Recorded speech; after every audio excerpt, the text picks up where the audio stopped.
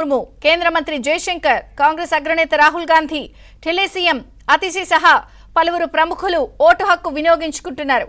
సాయంత్రం 6 గంటల వరకు పోలింగ్ కొనసాగనుంది.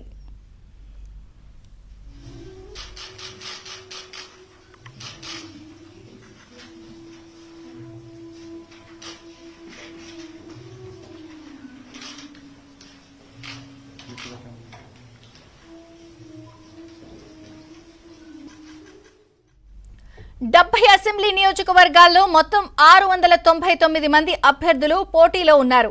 13,033 పోలింగ్ కేంద్రాలను ఏర్పాటు చేశారు. ఇందులో దివ్యాంగుల కోసం 733 కేంద్రాలు ఏర్పాటు చేశారు.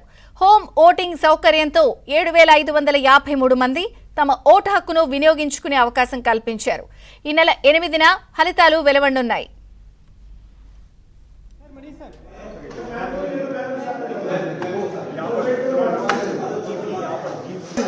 Sir, please.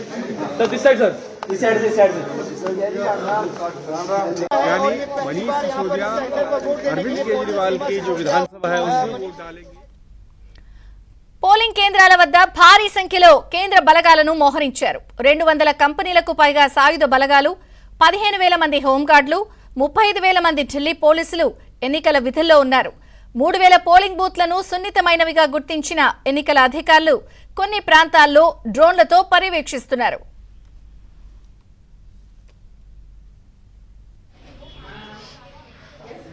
सर को थोड़ा साइड कर दूं सर, थोड़ा साइड. हाँ, thank you sir. Sir sir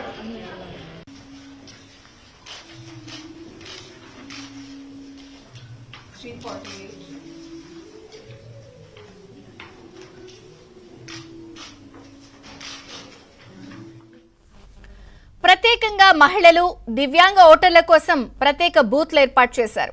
మహిళల కోసం పింక్ కలర్ రంగుల్లో బూత్లు ఏర్పాటు చేసి బెలూన్లు, తోరణాలతో ఆకర్షణీయంగా సిద్ధం చేశారు. పింక్ బూత్లు మహిళలను నడిపించడం దేశ